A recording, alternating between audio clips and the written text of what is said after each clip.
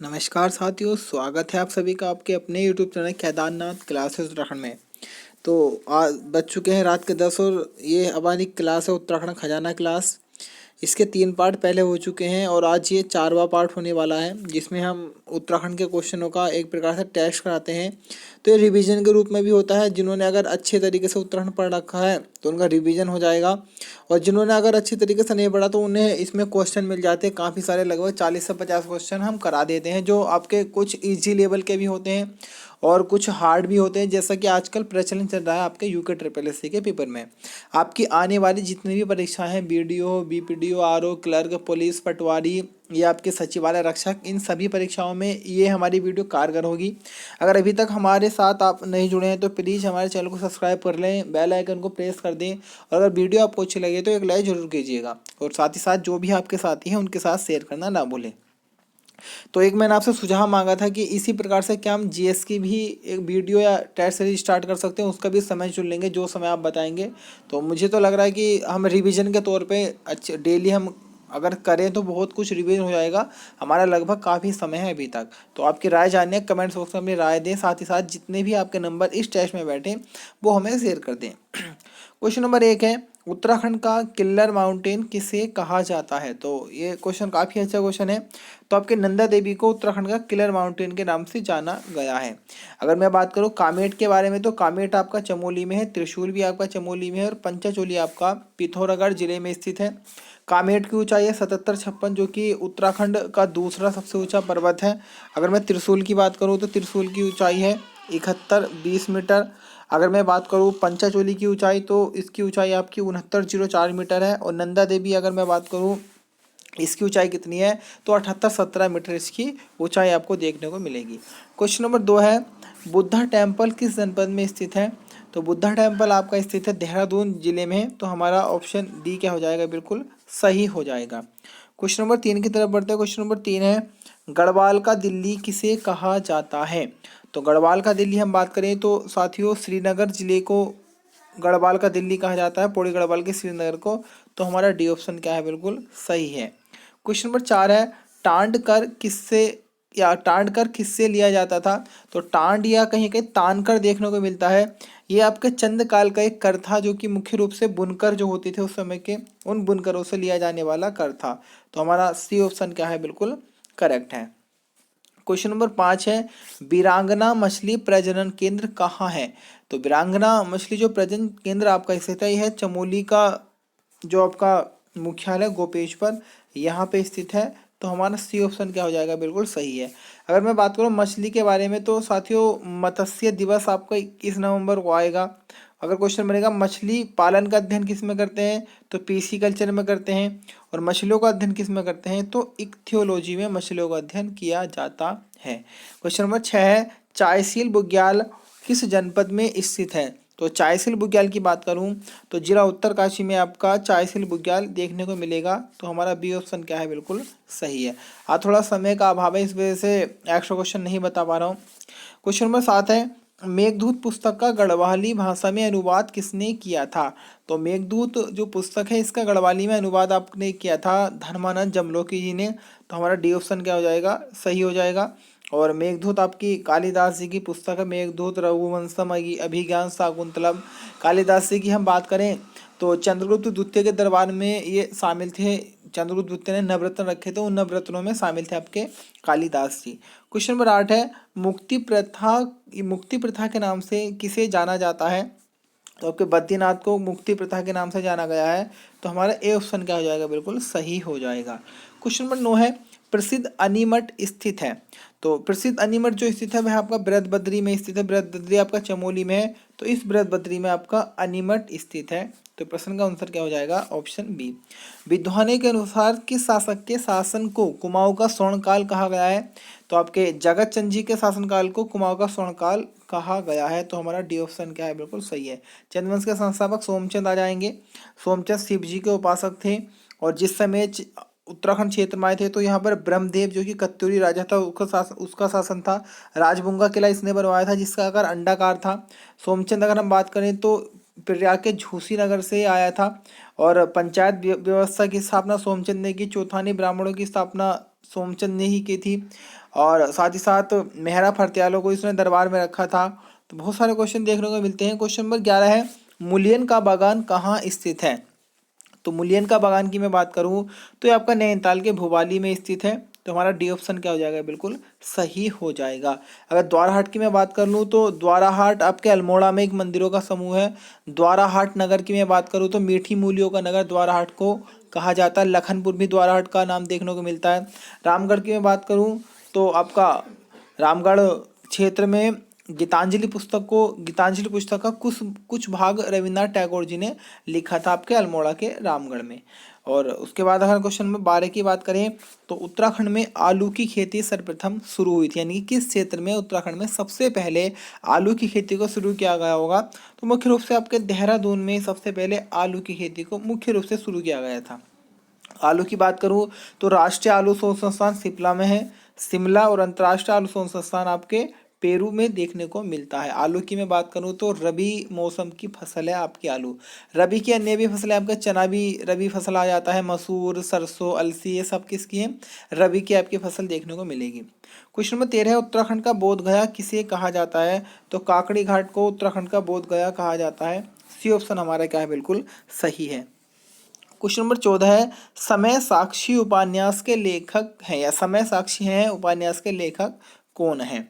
तो इसका आंसर होगा ऑप्शन ए, हिमांशु जोशी जी ने इस पुस्तक को लिखा है। तो हमारा ए ऑप्शन क्या है? बिल्कुल सही है।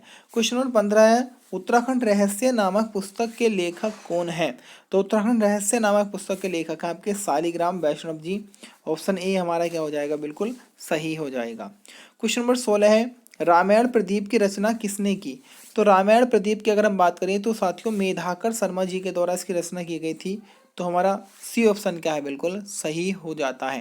क्वेश्चन नंबर 17 की तरफ बढ़ते हैं। क्वेश्चन नंबर 17 है, हरगोविंद पंत को जननायक किसने कहा? तो हरगोविंद पंत जी की अगर हम बात करें तो इन्हें जननायक कह के पुकारा था आपके विक्टर मोहन जोशी जी ने।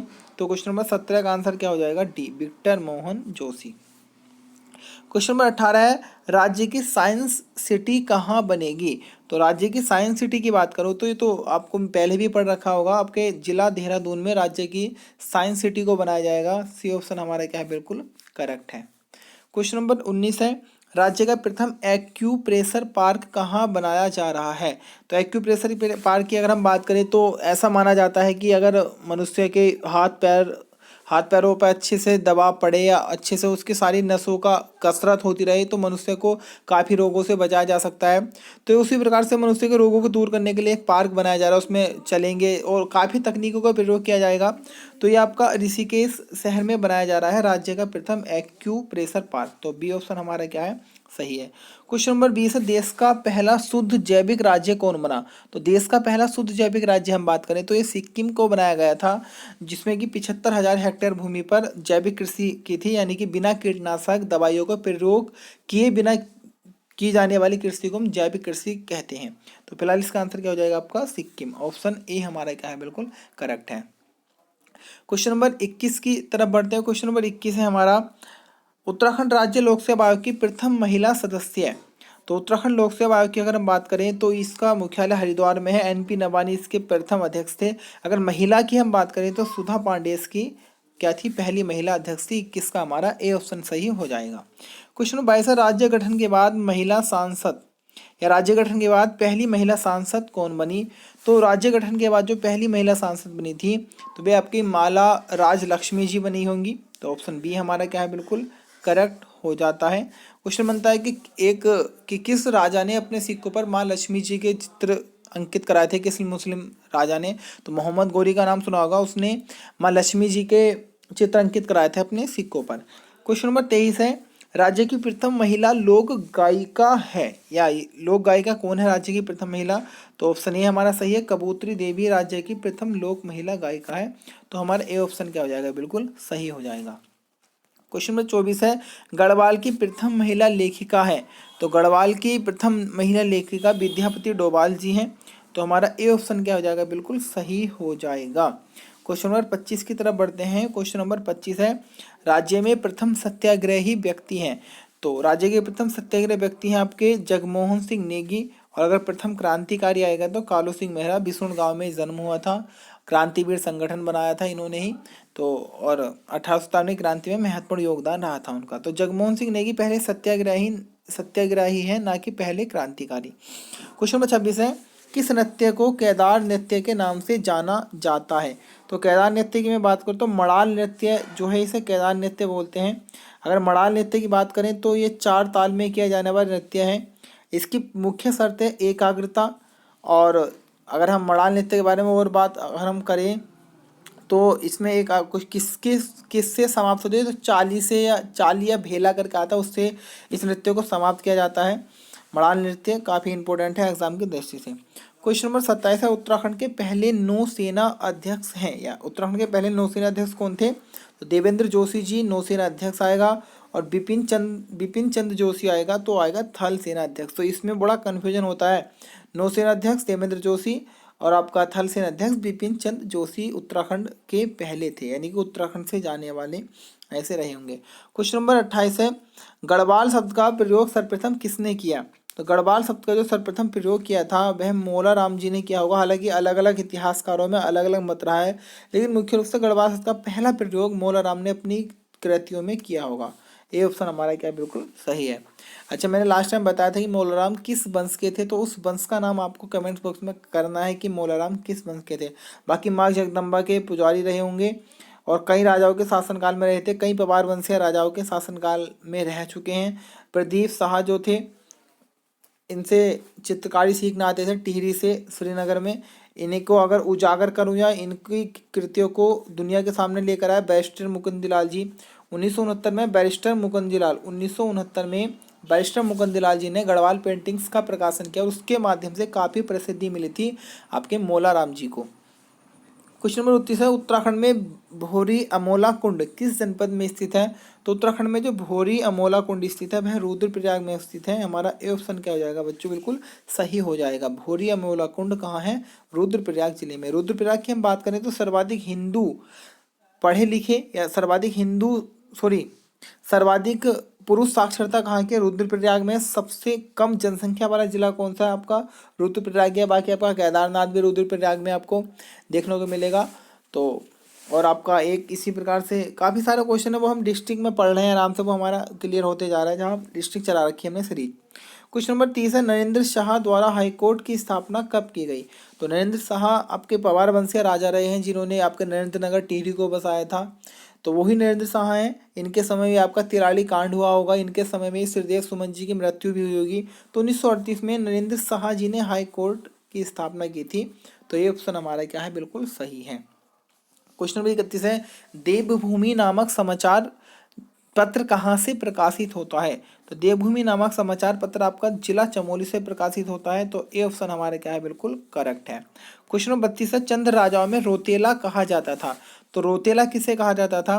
तो जो राजा का छोटा भाई होता था उसे रोतेला कहा जाता था चंद राजाओं में। तो बिल्कुल सही आंसर ए हो जाएगा कि राजा का छोटा भाई चंद शासनकाल में क्या होता था, रोतेला। क्वेश्चन नंबर 33 है, लीला ढूंगी स्थान कहाँ स्थित है? तो लीला ढूंगी स्थान की अगर हम बात करें तो ये आपका बद्रीनाथ में स्थित है लीला ढूंगी स्थान। तो हमारा ए ऑप्शन क्या है, बिल्कुल करेक्ट है। क्वेश्चन नंबर 34 है, निम्न में से किसे रेमन मैग्सेसे पुरस्कार मिला? तो रेमन मैग्सेसे पुरस्कार की हम बात करें तो उत्तराखंड के मात्र 2 व्यक्तियों को अभी तक मिला है। चंडी प्रसाद भट्ट को मिला है और आपके दीप जोशी जी को मिला है। चंडी प्रसाद भट्ट को 1982 में, दीप जोशी को 2009 में। सही है, लेकिन यहाँ पे ना सुंदरलाल बहुगुणा का तो उपरोक्त दोनों का कोई हिसाब ही नहीं है। तो चंडी प्रसाद भट्ट जी इसका ऑप्शन हो जाएगा बी हमारा। क्वेश्चन नंबर 35 है, पंडित नैन सिंह रावत ने नेपाल सीमा से लहासा तक सर्वेक्षण किया था, यानी कि किस वर्ष ये सर्वेक्षण किया गया होगा? तो 1866 में ये सर्वेक्षण किया गया था। तो हमारा बी ऑप्शन क्या है, बिल्कुल सही है। क्वेश्चन नंबर हमारा आज का अंतिम क्वेश्चन है, उत्तराखंड के किस जिले में सर्वप्रथम आयुष्मान भारत योजना की शुरुआत की गई? तो आयुष्मान भारत योजना की अगर हम बात करें तो ये आपको पता होगा कि जो आपका एक स्वर्ण कार्ड बना था इस योजना के तहत, एक कार्ड बना था एटीएम के तरह का था वो कार्ड। तो उसमें आपके प्रतिवर्ष 5 लाख रुपए का आप फ्री इलाज करा सकते हैं। तो ये योजना चलाई गई थी सरकार की तरफ से। अगर क्वेश्चन बात करें सबसे पहले किस जिले से स्टार्ट हुई? तो पौड़ी और रुद्रप्रयाग से उत्तराखंड में शुरू हुई थी। अगर मैं इस योजना के बारे में बात करूँ तो अभी हाल ही में एक रिपोर्ट आई थी कि आपकी जो आयुष्मान भारत योजना के तहत सर्वाधिक लाभ की बात करूँ, सर्वाधिक प्रयोग करने वाला राज्य कौन सा रहा है, तो तमिलनाडु उसका आंसर हो जाएगा। लेकिन फिलहाल यहाँ पर क्या आपका पौड़ी रुद्रप्रयाग में सर्वप्रथम आयुष्मान भारत योजना उत्तराखंड क्षेत्र में शुरुआत की गई। तो आज थोड़ा समय का अभाव था, इसलिए एक्स्ट्रा क्वेश्चन नहीं बताए हैं क्योंकि थोड़ा काम है। लेकिन अगर आपको वीडियो अच्छी लग रही है तो प्लीज़ हमारे चैनल को लाइक करते रहें, सब्सक्राइब करते रहें, वीडियो को लाइक करें, अपने साथियों में शेयर करना ना भूलें, क्योंकि जितना आप कमेंट्स करते हैं तो उससे मुझे बहुत अच्छा लगता है। तो कमेंट भी बरकरार करते रहें। आज के लिए इतना ही, मिलेंगे फिर एक नवीनतम वीडियो के साथ। धन्यवाद।